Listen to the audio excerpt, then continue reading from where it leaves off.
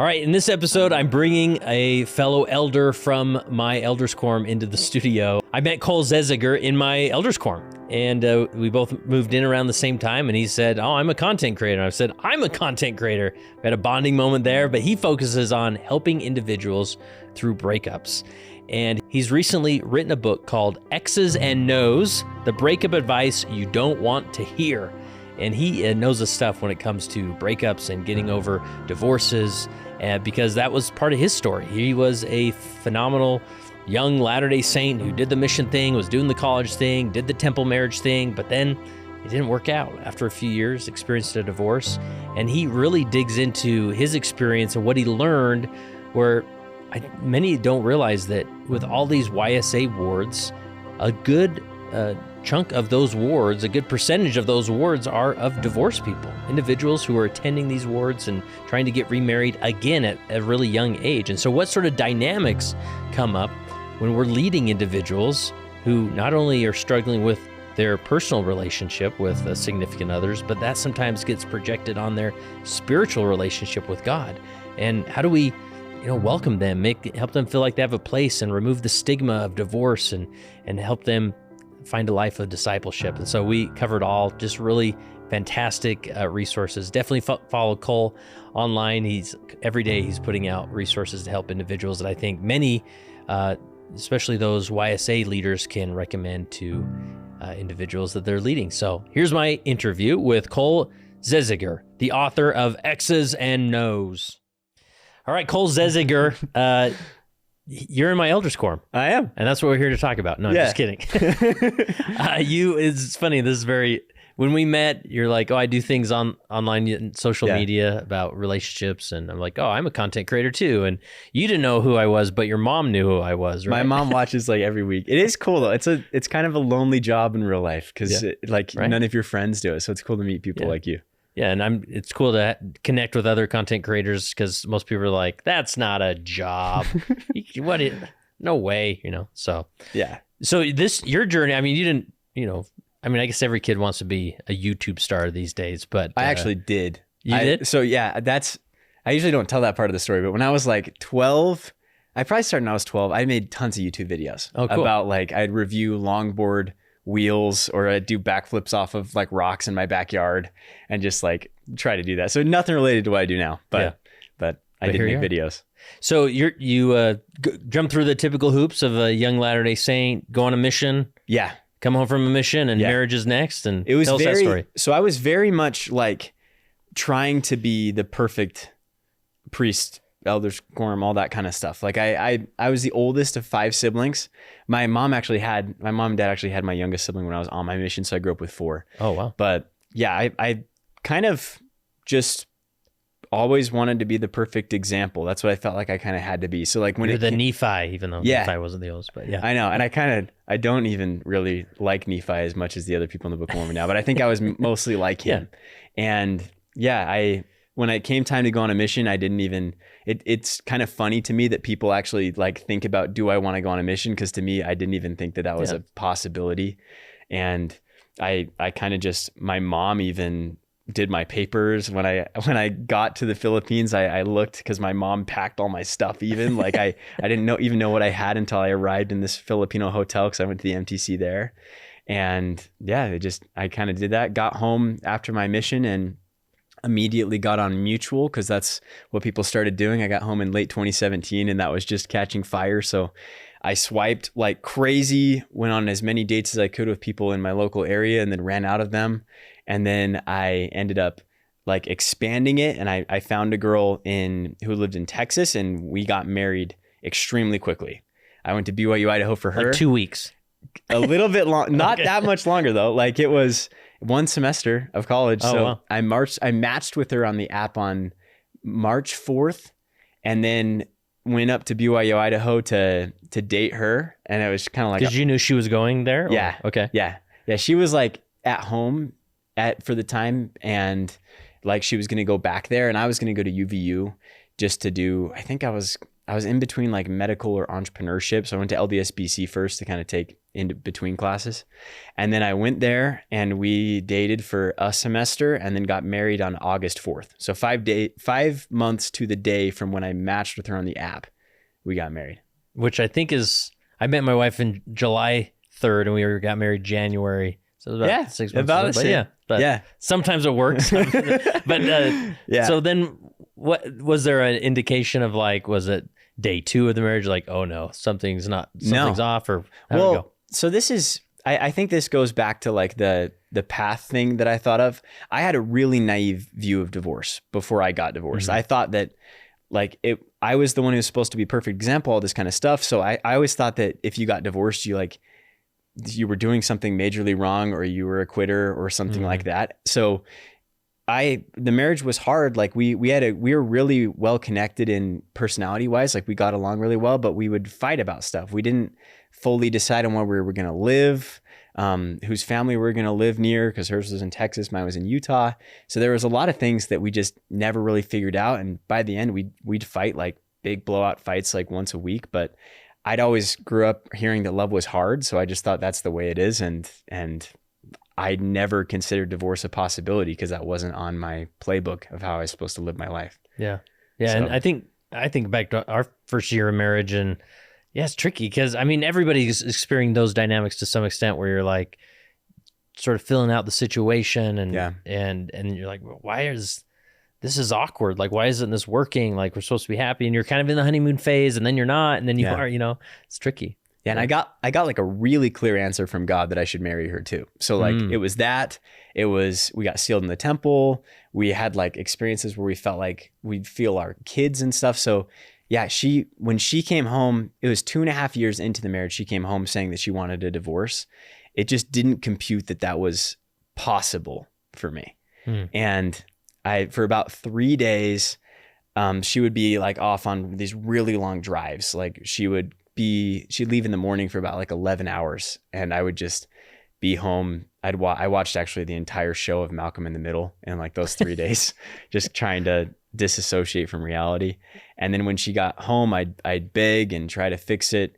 And yeah, after those 3 days, it was pretty quick. I moved back with my parents. We were in Idaho. I moved back with my parents in Utah just because my dad was like, you need to give her some space, because I was going absolutely crazy. I called her, like on her drives, I would call her 60 times, not exaggerating, trying to get her to talk to me to figure it out. Because again, like if we got divorced, where the heck was I? Like I had this perfect path. I did the mission and graduated high school. I graduated seminary. I was an Eagle Scout. I did all these things. And then I was just getting divorced at 23. And I thought, I'll just be the biggest loser ever. Nobody's ever going to want to date me or talk to me again. Yeah.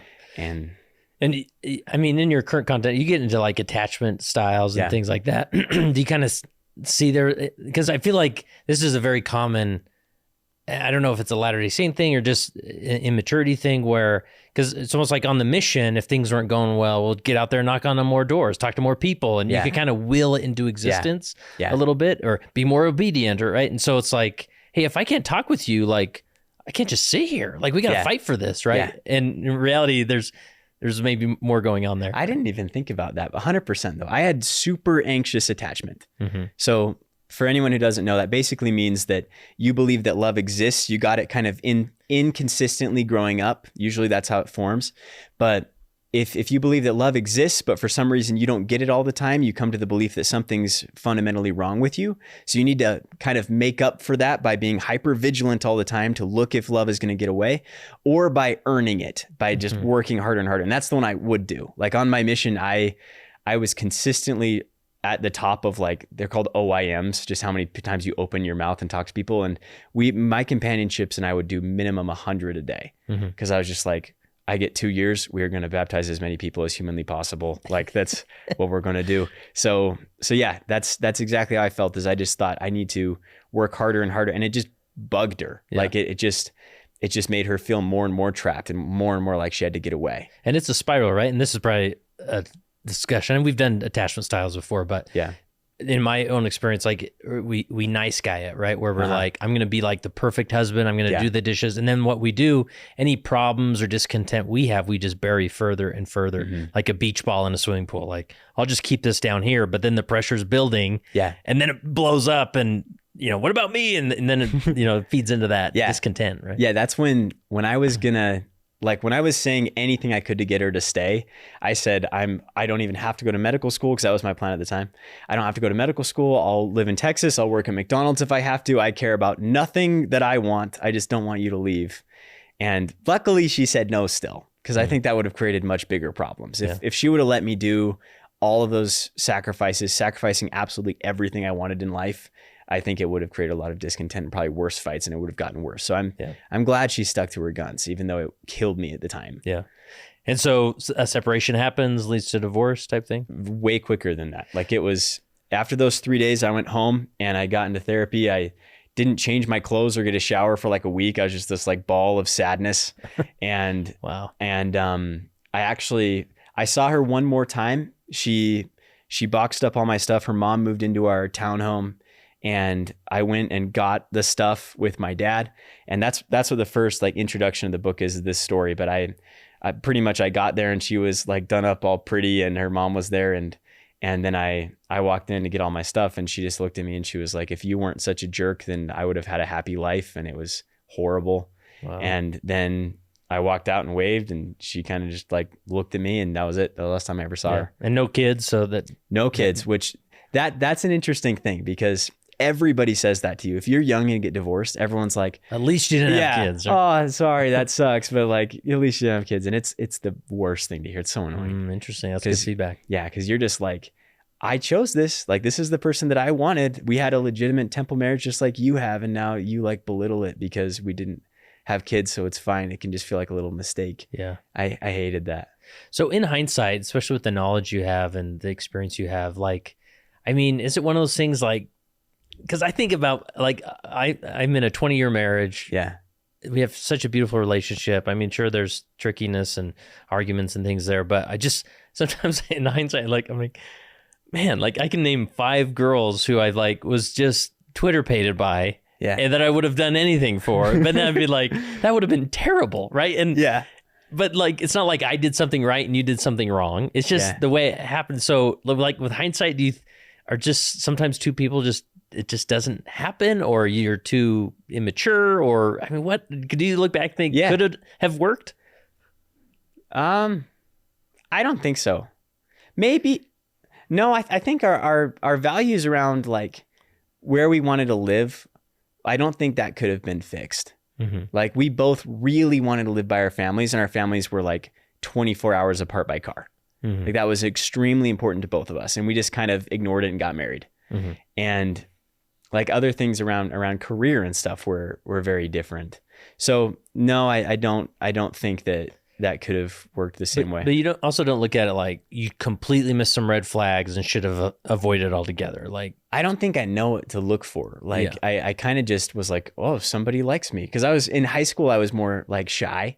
And I thought that no girls liked me. But like, when I think back now, that's kind of stupid. Because there were times where I was like with a girl at like 2 a.m. watching a movie alone at her house, and we're just cuddling. And I'm like, I don't know if she likes me. I got to just go home now. Mm-hmm. So I had someone who liked me, and I was like, let's just get married. That's what you do. And she wants to be married in the temple. We're both active in the church. Let's just do it. Yeah. Again, then some of that attachment issues. Yeah. And we don't even realize it's happening. That's a tough thing where, as I hear people sort of, like you mentioned, it's easy to say, well, we don't say the D word, the divorce word, right? Yeah. We don't believe it. But it's like, man, like I hope it works out for you, because mortality is just more complicated than that. Yeah.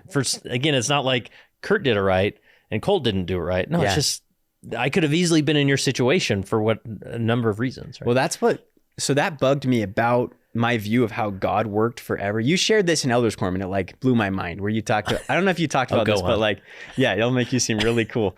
But like, you put 3 different piles of chairs in the gym when we walked in. And the first one was I get weird in Elder's Corps, but yeah. It's going to be hard at the 25-minute thing. I hope you can still do things like this. Right? But like all the chairs, the first one, all the chairs were lined up perfectly. There was like 6 of them in 2 rows of 3, and they were perfect. The middle one, all of them were like collapsed on the ground. And then the third pile, they were all put together in this interesting matrix where they were unfolded, but like stacked all crazy. And he said that the first one was a really naive version of faith, where everything's perfect. God is love. Everything like happens according to his will. Everything's great. Second one is when that gets shattered and they're all just all over the ground. And a lot of people will like leave the church and experience big faith crises there. And then the other one was you realize that life has nuance and that there's eternal laws and that God also sometimes allows us to go through trials so we can learn. And it actually is a lot stronger. So with me, I was so confused at why God would answer me so clearly that I should marry her if he knew both of us. And it was only 2 years in the future. I was like, who the heck are you? Like, why do you not know this? Why do you lead me through this? And it bugged me forever. And it was actually like, it came together a lot. I spoke in church like 2 weeks ago, and it came together a lot. I had this misunderstanding. I heard some scripture one time that said that nothing, I think it's in Moroni, but it says that evil comes from the devil and things that lead to good come from God. And I overdid that to think that nothing bad comes from God and good things come from God. But I don't believe that at all anymore. I think that 100% God knew that we were going to get divorced and that I had to learn skills. And one way I think it's to prepare me to do what I do now. Like I've helped a lot of people through this, help them learn from my mistakes. And I wouldn't have had any of that if I didn't go through that. So yeah, I think as a church, we think that divorce is just this failure or a sin or to be hidden. But I think it can be the plan for a lot of people. Yeah. Yeah, that's a really complex way to see it, which that's mortality for you, right? Yeah. It's tricky. So continue on with your story, and then we'll kind of jump in to some principles. Yeah. Along the way. So after that, I went and got my stuff. I actually jumped on Mutual again, like immediately. This is another part of the perfection thing is I was like, I just need to get married again ASAP so that like people can just forget this ever happened. Yeah. I can go to medical school, have another wife, get another dog. We'll just keep going on the plan.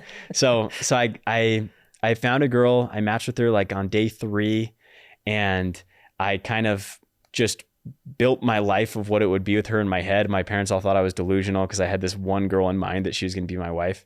And then I went on a date with her like 3 weeks later after the divorce was more final. Mm-hmm. And she actually became my girlfriend. Like I won, I succeeded, which blew my parents' mind and they all thought it was kind of cool. But we dated for 10 months and I didn't do anything to fix. I didn't learn any skills. I didn't do anything to fix anything about me, the anxious attachment or any of that. So we broke up like 10 months. She left me too. And then I was just completely crushed because then I was like, okay, all my fears were correct. I actually am unlovable. I actually can't do this relationship thing. And now I've got during that whole relationship, I still lived with my parents. I kind of left my life in limbo mode. I was like, let's just pause everything and get married again and then continue. Mm-hmm. But I was like, okay, I've actually got to move out. I've actually got to get roommates. I viewed it as like a downgrade. I've actually got to like go back to level 1 of life. And that was really hard. But that's when I started actually being like, okay, I've got to learn how relationships work now. I've got to learn what I'm doing different. And I started making TikToks like 2 months after she broke up with me. And yeah, there's this guy online named Gary V that makes like how to get big on social media. And he was like, make 3 videos a day. And I was like, okay. So I just started doing that. And in like a month, I had like 6,000 followers. And by 6 months, I had 100,000. And I started just putting a link in my bio. If you're going through breakup or divorce, you need help, like do that, pay me like this amount and we'll talk for an hour. And that became my business for like a year, and then it became more long-term stuff. Now it's me and several other coaches, and I've got the book. But the coolest thing was like about probably like 7 months into it, Jocelyn, my wife now, she went through a divorce a little bit before and she was watching all the videos and she DM'd me. She was like, hey, cool story, it was awesome. But she was like, I just got divorced, similar story to you. I need like a singles word. I want to make friends. And I was like, she is beautiful and I like helping people make friends. So let's do that. And it was cool because I was in Iceland at the time because I was just saying yes to everything during this period and doing crazy stuff and spending lots of money on my credit card. And she... Not necessarily recommended, but... I don't know. It worked good. But, right. but she she was watching like Secret Life of Walter Mitty, and there's I love that movie. It's like my top 2 favorite movies. It's so good. But she was like, you should like longboard down the volcano he longboards down. And I was like, in the moment she texted, I was actually doing that with my friends. So I got to seem really cool. And I sent her like a selfie of doing that. And then, yeah, we ended up hanging out every single day and getting married. Now we have a daughter. Yeah, it's awesome. And yeah, you're just contributing to a ward and making it a better ward. It's and a good living ward. the dream, right? That's cool. So, so I'm like, let's transport into a room full of YSA bishoprics, and you know, because this is a thing, right? It's one thing to talk about divorce of like, yeah, we were married 20 years, just drifted apart, and now, you know, we're this middle age trying to figure out. But you know, if we use this as a microcosm of like, no, this is like they were married a year or two and they're not, and they did all the things, return missionary, temple worthy, like it just didn't work out, and then it's almost like this parallel journey of those who come home from a mission early. It's like the stigma. It's really similar to that, things, right? actually. That's a really good analogy. Yeah. So like, what do we need to know or understand about that demographic experiencing divorce? I didn't know that other people did it. I think it's because it's so hidden, in the same way the mission thing is. I thought that I was the only one, like I was this weird alien. So I moved from Centerville, where I grew up and I lived with my parents after the divorce and that other relationship. I moved down to Vineyard, and I only kind of knew one person from like a UFC party that we hosted in Idaho from like 3 years ago. So he became my roommate, and I just was like, I've got to build a life now. And when I went to church, I was really afraid to tell people because I didn't know if anyone else did. And then one time I was talking to the bishop, like getting to know him right when I moved in, and he told me, so I told him, I was like, I don't want to tell anybody this, but this is where I come from, and I'm worried about dating and all these types of things. But he told me that 25% of the ward, based on what he'd talked to, was also divorced. Wow. In Vineyard, which was about, I think our demographic was like 20 to 28 in our ward. This is Vineyard, Utah County, like Provo area. I mean, it's like all the people who graduated from UVU or BYU and just moved like 10 minutes north and just, yeah. So that helped me a lot. And then I started testing bringing it up in dating, and absolutely no one cared. They care a lot. I think it's more if you're actually over it, they care. If you're not over it, they do care because they can feel that you're emotionally charged, and people are pretty intuitive that way. But if you're actually over it and you've done work to feel better and build your life after, I don't think anybody cares. So that's the first thing I'd say, is some sort of way to make it okay to talk about it. Because if you get people sharing about it in like Sunday school or Elders Quorum or something like that, 25% of the people in Utah County will relate to it, and they're people that feel invisible and feel like they're not good enough. Yeah.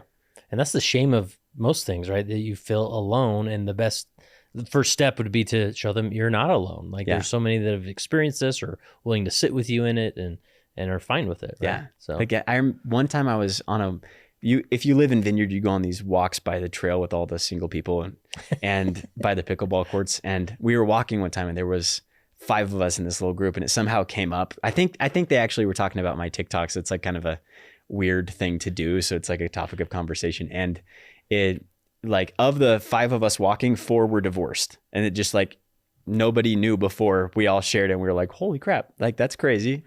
So that's the first thing is that. Second thing I would say is, like, if we could somehow teach that a path that goes in a non-traditional way is just as beautiful, that'd be cool. Even same thing with the mission thing. Like there's people that come home early from their missions and then use that as a testimony builder and help others through that.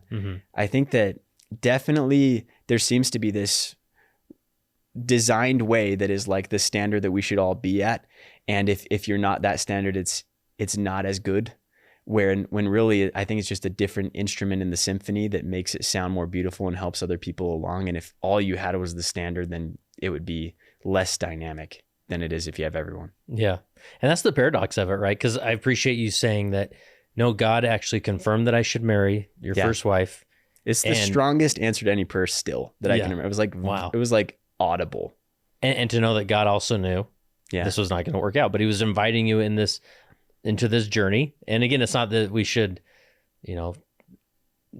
platform divorce or recommend it, but at the end of the day, it is part of the mortal journey for a lot of people. Yeah. Yeah.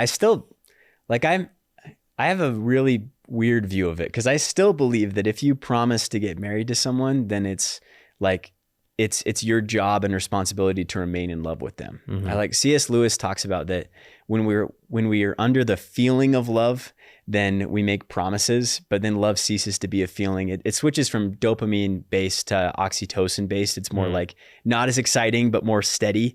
And a lot of people just view that as, okay, the feeling faded, so therefore I'm not in love anymore. Therefore I've got to go find someone else to make me happy. But he says that if you stick to your promises only when you feel things, it's the same thing as promising to never feel a headache or feel hungry again. Like you'll never have a stable foundation for any decision. Yeah. So I'm kind of weird on it. Like I like that I got divorced, but I'm against divorce. Yeah. And so what would you say to maybe that young couple who's been at it a year or two, and it's easy to just kind of think, well, maybe I made a mistake, or I'm not attracted to her or him as much as I was. Like, what advice would you give to those who want to like grasp onto your story and be like, yep, that's mine too. We should just go this direction. Yeah. I do think if there are like major value unalignments, like I think religion's one. I think that what you want to do with your life is one. Like if one person wants to be a van lifer and the other person wants to live in New York City, like if there's or I want to have kids and you don't want to have kids, if there's major value misalignments, I think that love is not enough and relationships break down.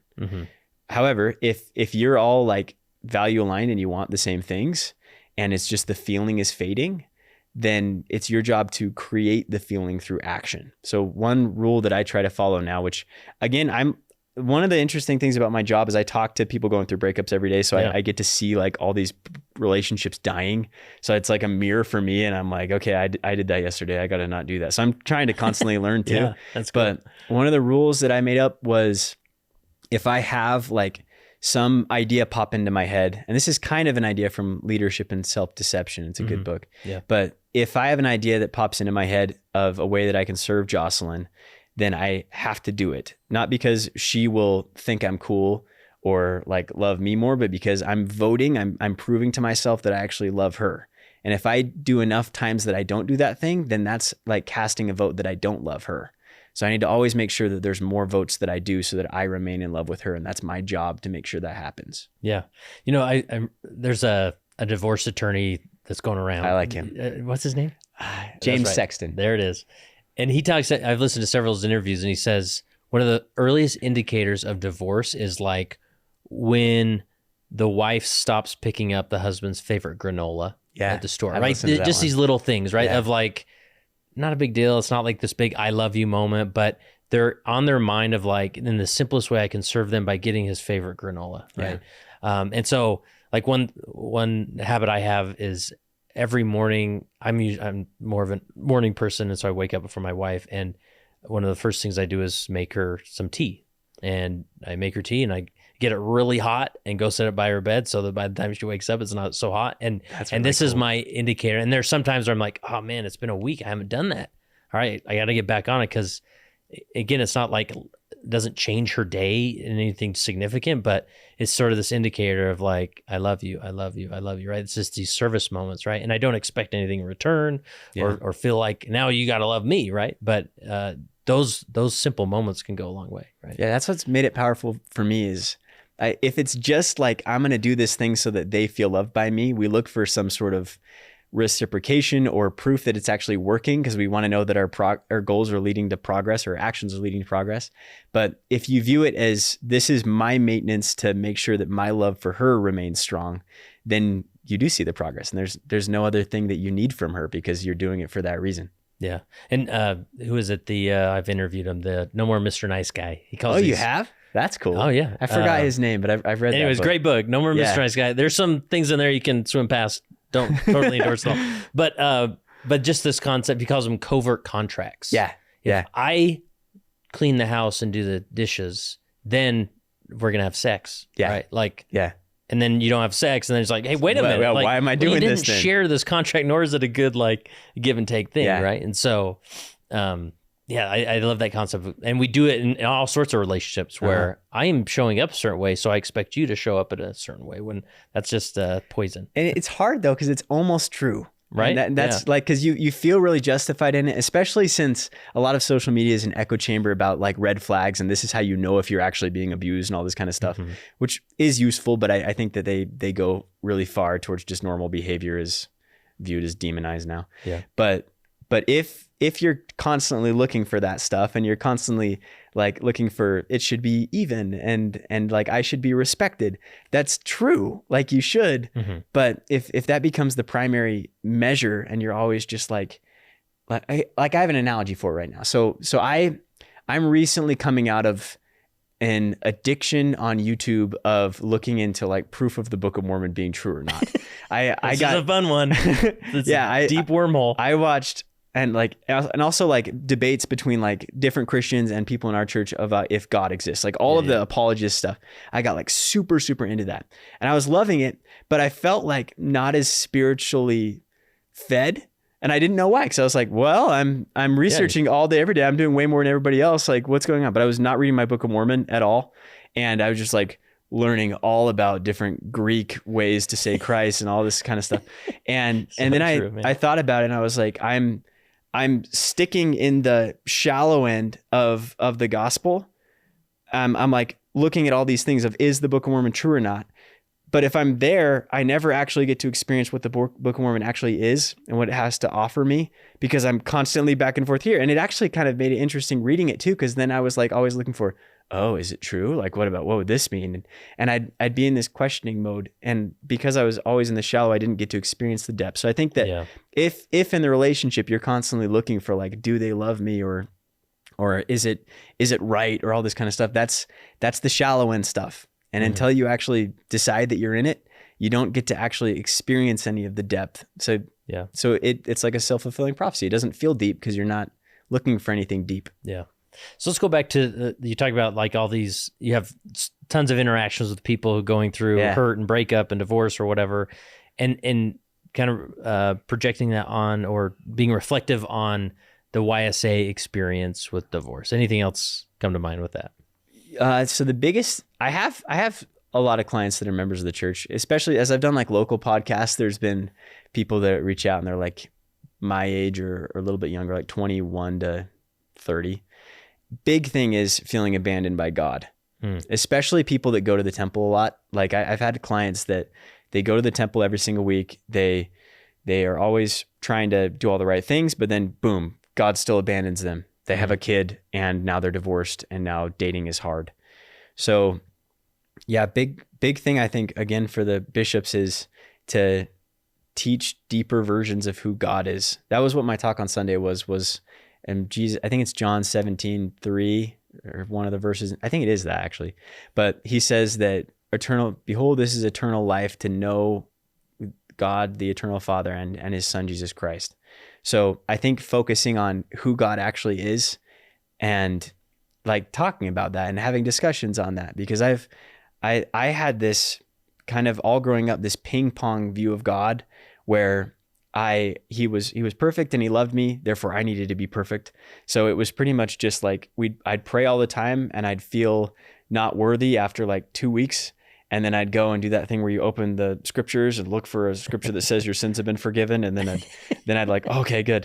And then I'd feel good for like 2 weeks and then I'd do it again and again and again and again. And it built this thing of like, okay, God is always going to answer me. He's always going to lead me by the hand. And then I got divorced and it just seemed like he was gone. And I was like, okay, well, none of this is real then, I guess, or I don't know. But I always kept going to church and doing all this stuff, but I felt very far away from God. And that's one thing that I've seen. And I do think it comes from a misunderstanding of who God is. Yeah, great data point as far as you literally are abandoned by the relationship, and then you project that on your relationship with God, or you feel that way for whatever reason.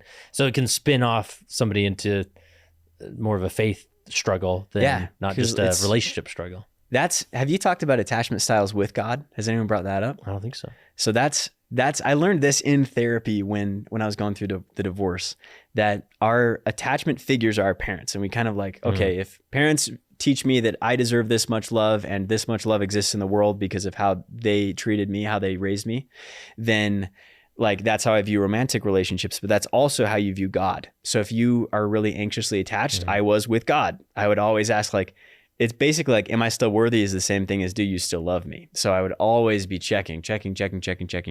And then it's just, boom, abandoned and not there. So therefore he must not. And I must not be cared about like that. Yeah. Yeah. It's really, these, attachment styles and things, and there's different modalities and ways to understand relationship, but you do find like we often project our earthly parents onto the face of God. Yeah. And we think, oh, well, they were disappointed when I got home late, in high school. And so I bet God is super disappointed, or they were disappointed in the divorce. And so I bet he's super disappointed in the divorce. Right. And it's tricky. And it can corrode faith quickly. Right? Yeah. Yeah. So yeah, I think that and probably just like actually following up with people and actually asking them who they are, because you kind of want to disappear and not be noticed, but you do need to be noticed. It helps a ton if you feel like people actually care about you and your journey. I had a professor. So when I got divorced, I was an adjunct professor for anatomy at BYU Idaho, and there was a teacher, two of them, Professor Hunt and Professor Anderson, both checked up on me because I like took a week off my teaching duties because it was during COVID. So I was teaching on Zoom. So I kept doing it when I was in Utah, but I had like all these classes of nursing students, and I was a ball of sadness. So I couldn't teach them about the breathing system and muscles and stuff. So they would check on me and they would ask if I was okay. And that meant a ton to me. Yeah.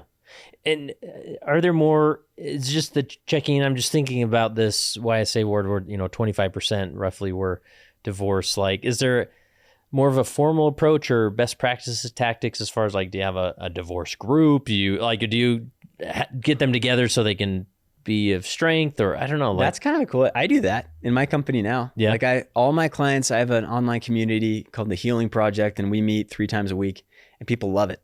Like it helps to just, when they're going crazy, and like 60 times a day checking social media after a breakup or divorce is average. That's not a crazy thing, but it feels like a crazy thing. You feel like a crazy person, but it's what people do.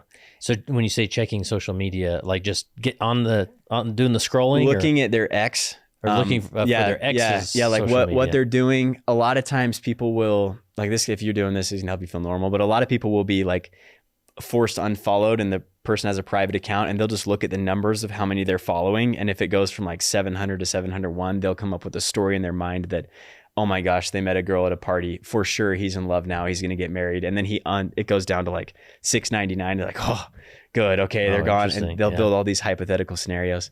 So yeah, being with other people in a group like that and being able to relate and be like, okay, this isn't crazy. It kind of lessens the shame of it, and shame drives it. So when you feel more normal, you're not as like driven to do those types of hypervigilant behaviors. So I actually do like that idea. But what I think, like, that'd probably be like extreme. I think that'd be really, really cool, but kind of harder to do. The easiest thing to do would just be like to be sure there's someone inviting them to activities and to do things. Cause you do feel like you just want to be alone because you just feel weird. And when you're alone, that's when you get lonely and do all that kind of stalking stuff, which just makes the dopamine pattern of looking for your ex stronger, because it's like getting a little hit of that drug. So if you're invited to do stuff, and get out of your comfort zone and actually create new memories, it makes the past have less pull because you're creating more of a present to actually exist in. Yeah.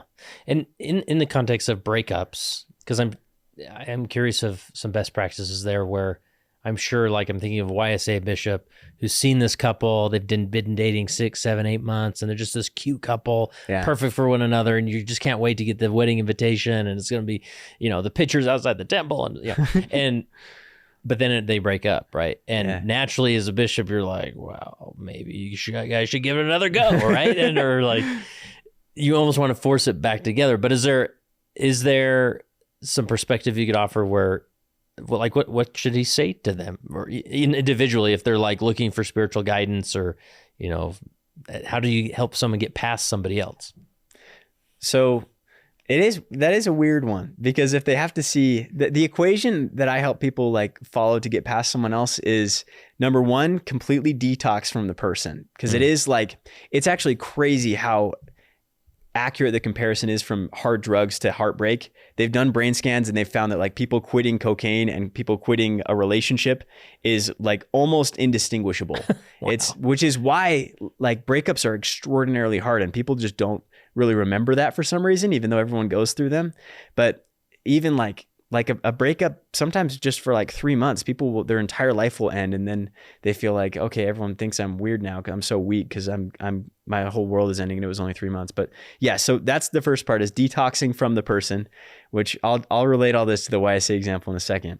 But second would be really creating a narrative about what happened. So that's where like things like attachment styles help. That's where talking through the story with people that you know love you and that you love helps a lot. But once you have like, okay, I kind of get what happened and I have my side of the story. And then next is building some sort of present that is worth existing in, where a lot of people, like I did, like I just had this limbo version where I live with my parents and don't know what I'm going to do. And in the past, I was like, I had a wife, a dog, I was going to medical school, I had all this stuff. Of course, my brain is going to want to ruminate on the past because it's more interesting. There's more things to do there. So like things like activities help them build more of a present that they can actually be in, getting them friends. If you have friends, all of a sudden now you can have trips that you're going on in the future, or their birthday parties that you're looking forward to. So you actually have a place to be. Ah, interesting. And then last is showing yourself that love can actually exist again. Like that you can actually be physically capable of being interested in other girls or other guys. So I think being at co-ed activities, even if you can just like notice that you found a girl attractive, that's a big step. You can be like, okay, I guess I'm not broken. I guess I do like people still. Yeah. So that's like the framework. But if you're in a YSA thing, I don't think I would try to like put ideas and recommendations in as much. I think more I would listen and be there that they can really feel heard, because you do feel crazy and you feel like nobody understands you. You feel a lot like people downplay it and it's not actually as intense as it is. So that would be a big thing, is I would actually listen and validate that their pain is actually real regardless of the length of the relationship. Yeah. And do not fight like to try to convince them that the person is not good for them either. Because when you start saying that's the whole like at least you didn't have kids thing. Because once if you say that, then they dig their heels in deeper and try to convince you or defend their choice and their ex-partner. Yeah, that they're like, okay, like obviously you don't see the gravity of this, so I need to get more entrenched in it and more into them so that you can understand that. So more validating that kind of stuff, and then like have activities that they can go to, and if they end up like finding their way back to each other, then cool. And you could counsel them that to really, the counsel I'd give for that is have them actually look at what broke the relationship and make a plan to actually fix that or change things within the dynamic or themselves so it can be different. And then also make sure that they actually talk about that before getting back together, that they can say, okay, this is what broke it. This is what we'll do different this time. Because people can do that. But if they break up again, it's usually because they skipped that step. That's about what I'd do. I don't think I'd try to play matchmaker and be in the middle of everything. Right. Yeah. And again, this just shows the value of what you do, and whether it's coaching or therapy or other, like helping, having somebody who understands these dynamics, kind of walk them through these steps, and rather than, and as a church leader, you can be the just drive the hope train, like Jesus lives, it's going to get better. Here we go. Yeah. Right. It's just like invaluable. I think that's the better role than trying to make it happen. Yeah. One place my mind went with, the detoxing of the person, which makes sense, right? And especially in a social media world, it'd be really important because you can really be in the lives of people. I've talked with several of my friends who've been YSA bishops, and I've heard this often where there's a stigma of dating others within your YSA ward, right? Like, really? Yeah, like... Isn't that what you're supposed to do? Is that what they're for? Okay, this is interesting. What does that even mean? So, there's a variety of reasons. Maybe is it like dating someone at work? Like they're afraid if it doesn't work, then they got to see him. I think that plays into it big. But yeah, there is this thing of like, oh no, like I don't date in the ward. I go elsewhere to find like dating partners, but not in the ward. And it could be some of that of, well, what if it doesn't work out? Or there's just the natural. I don't know, like, oh, now we sort of have an announce to this group that we're an item, rather than I brought this cute girl to church and we're dating, So I guess I did that. I tried to date people in the Word, but Jocelyn was an external person. Yeah. So, and that's the thing of like, it's really hard to, detox yourself from a person when you'll see him every Sunday. And not only that, now she's dating that guy, and you're like dying inside from that. But so I don't like the idea of, I think that's too far, because it's a really good mechanism. I talk to people who, like, of course, vast majority of the people I talk to are not members of the church. Mm-hmm. They're all over the world. Like, they're all different ages. And it's very hard in the world to find people to date, because you basically have like clubs or dating apps. Like, that's how people meet people. Mm-hmm. So if you have the opportunity to go to a YSA ward, that is major advantage. Like, there's nothing like that in the world for everybody else. So I don't like the idea of just not using it. I think it's awesome. Yeah. But no contact is kind of the internet term for this detox thing. But like, sometimes people have to do it with co-parenting. Like, if you're getting divorced and you have kids, that's the most extreme way. Or if you work with them or go to school with them, the biggest thing to like get the most benefits out of it, if you have to see them, is just to create as much contrast as you can. So you don't have to be cold to them. You can wave, you can say hi. I wouldn't like start random conversations if you don't have to. And of course, all the stuff you can 100% control, like having pictures on your phone, or having their social media accessible, or having things they've given you, like little gifts or things. If you can put all that away, that makes the biggest difference. But if you're just having to see them out of the corner of your eye once a week, you're going to get most of the benefits. It's usually people are lying to themselves, and they're thinking that they're doing that, but really they're checking like 3 times a day still. And you've got to you've got to actually like think of it like an equation. Like, if you're like, I can't stop thinking of them, but you're doing all that stuff, that is why you can't stop thinking about them. It's nothing magical. Yeah. It's interesting. I didn't live in this, I've been married 20 years and nor do I have children old enough who are in the dating game. But with the apps thing, like in your experience, it was so easy to get back on the apps on Mutual and just start swiping, right? You're back in the game type of thing. Where in my day and age, it's sort of be like, okay, I think I'm going to go to a social situation. That is like, I never thought of that. Yeah, that's a big difference. So are you the fan of the apps, or you don't care? I mean, is after it healthy, breakups or at all? After, like, at all, but also after breakups. Let's hear it. I'll do it. So after breakups, I think it's a terrible idea, because I did it. So I'm more like strongly biased against this one. I do not like at all the idea of going on dates to get over someone. I think the rebound, right? It's hard because they work short term for what you need, so you convince yourself that it's actually helping you, but it's not, because it does get rid of loneliness. It gets rid of the feeling that you need to better yourself, and you're pretty much just like skipping that, which is like the biggest blessing of a breakup, is you feel terrible enough to actually change everything and progress through your life.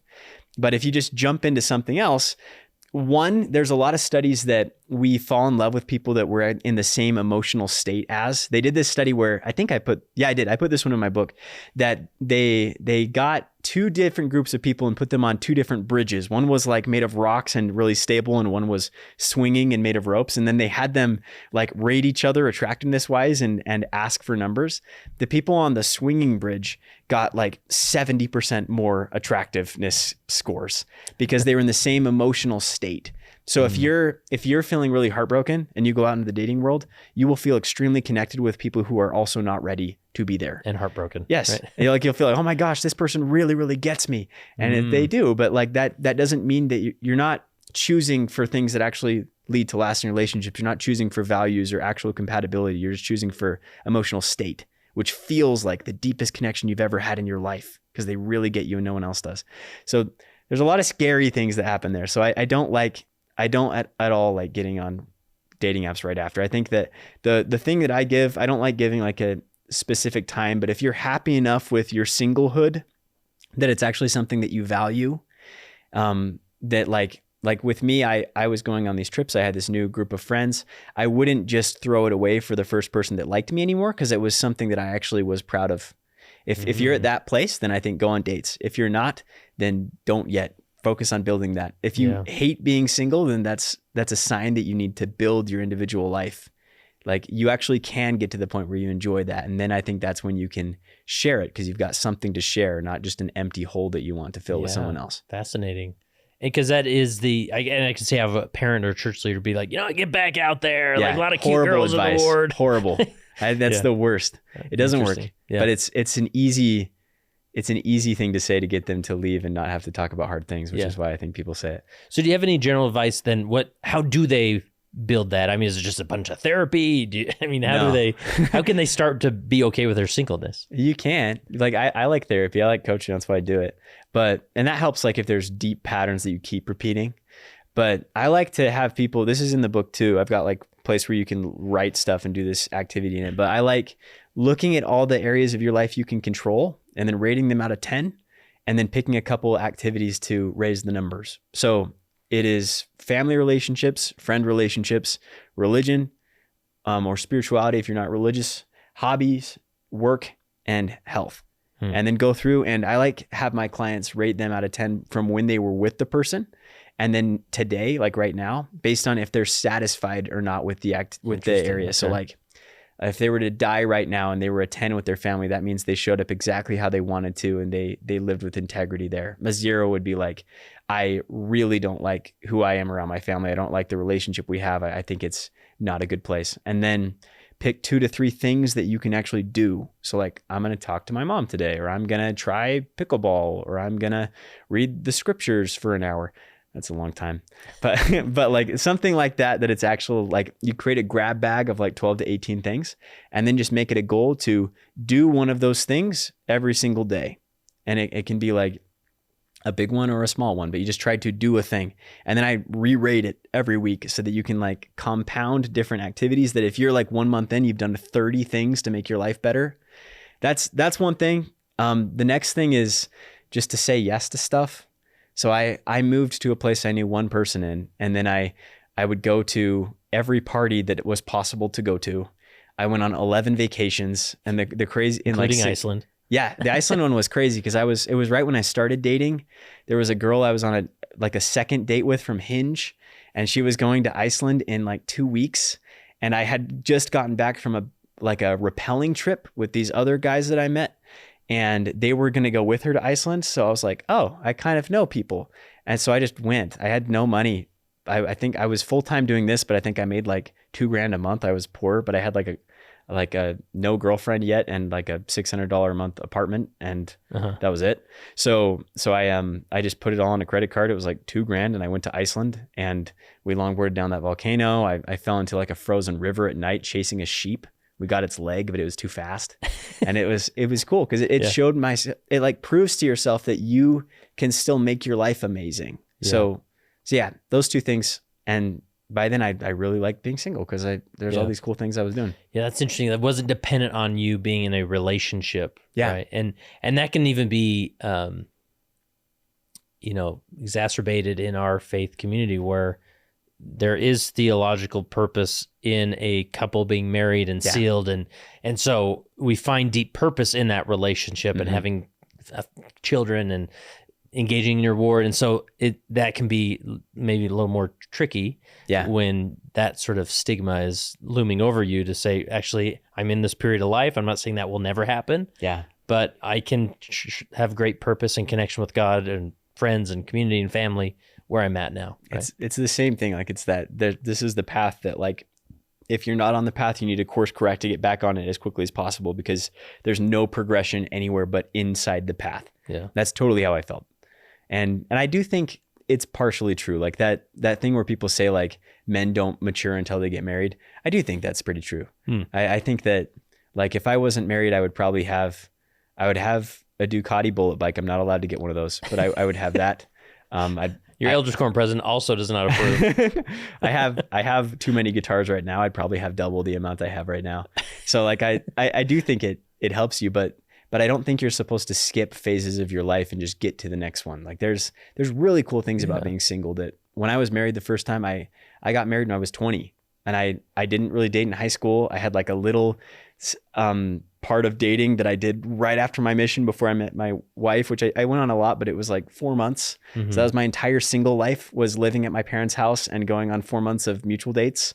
And so like when I was married, I'd see people at BYU Idaho going on all these single trips and I felt sad. I was like, like, crap, I skipped that part of life. That's sad. And I would never leave the marriage because I don't do that. I've only gotten left ever. But I was sad. Like I felt like I skipped that. And then when I got to Vineyard and I went on all those vacations, spent all my money, and my dad did think I was dumb. Like he was like, you could have lived at home, saved this money, and you're blowing it traveling the world. But like, I'm extremely grateful for that time because now I don't feel like I have regrets. I'm happy being married at the place I am because I waited until I was ready to be there instead of where I should have been along the path. Yeah. And I appreciate that's just a solid principle in general. Is like there's always this temptation of getting on with life, right? Like, how can I raise my kids so that we can just get them on missions and get them in college and get on with life? Or even as a missionary, I remember those first 6 months of like, I was more in it to become a return missionary than to be a missionary. Really? Right? I was just like, come on, why isn't time going by? Like, let's go. They said this was great. It's not great. What's going on? Right? Like, but to instead say, actually, I want to be the best person I am in this stage that I'm in and work on just where I'm at. And then naturally life comes. And well, that's and all moves. life is. Yeah. Like it's just, you're just in that stage. And once you're in the next one, you just want to be the next one. Yeah. That's, I've had to work on that a lot because I'm very much like achievement and getting places oriented. And yeah, it just leads to never enjoying anything. My wife has really like brought this up a lot because I'm always like, oh, I'm at this revenue or I did this thing. Oh, okay, I got to do the next one. I never celebrate. Like I'm at like 750,000 followers and just feels like nothing and dumb because I got to get to 1 million. Like it's like, it's stupid. But like, yeah, I've been really learning recently. A big thing I've been thinking about is that breakups and divorce are cool because they kind of break you out of that. Your entire life plan just shatters and now you're not one stage there. You're in this weird limbo where you don't know where you're going. And that's kind of cool because it gives you the chance to be like, do I actually like what I'm doing in life? And if not, I can change it. And you really can, especially in your 20s. Like you can make the dumbest choices ever and still just be all over the place. Like you can start businesses, totally fail them. I started like 11, like before this one worked. So doing all sorts of random stuff. So I think that it's a cool blessing if you use it and don't just jump in another relationship to be like, do I actually like my life? Do I actually like what I'm doing? Because all it is those stages. So if you're trying to get to the next one, that means you probably don't like what you're doing and you can do something different. Yeah. Before we wrap up, any other point, principle, concept that you want to make sure we hit on, or how do we do? I liked it. I thought it was fun. Awesome. The biggest one I think is the God one, like developing an actual understanding of who he is. And I am trying to still formulate this in my like theological personal stuff, but like if you're at the ping pong God or something like that of how I viewed it, it is very valuable to learn more about who he is, and writing a church talk, even if you don't have to give one about it, is a great way to force yourself to learn. Yeah. Love it. If people want to check out the book, follow you, more content, I know you have all sorts of options. Where would you send them? Book is on Amazon or Barnes & Noble. It's everywhere books are. And if you want to leave a review, that'd be freaking awesome because like Amazon pushes it when it's at like 50 and I'm at 20 right now. So we're on the way. But so that's the book. You can work with me, coachcolezesiger.com. And then I'm on YouTube and Instagram and TikTok and Facebook with that same name. Awesome. Last question I have for you is just reflecting on your journey about going through the divorce and learning these things. How has this helped you become a better disciple of Jesus Christ? I've become a lot more like better at understanding grace, especially for myself. I was really good always at being compassionate for other people. Like on my mission, we baptized people who did crazy things. Like one was like a murderer, and I was able to have compassion for him. But if I messed up at the dumbest thing, I'd be like, I'm lost. This is over. But like having my entire worldview shattered and having to realize that I'm not perfect has helped so much in actually viewing that God doesn't care about that. Like he wants you as you are. He wants you to be getting better, but he wants you to actually be you. That helped me a lot.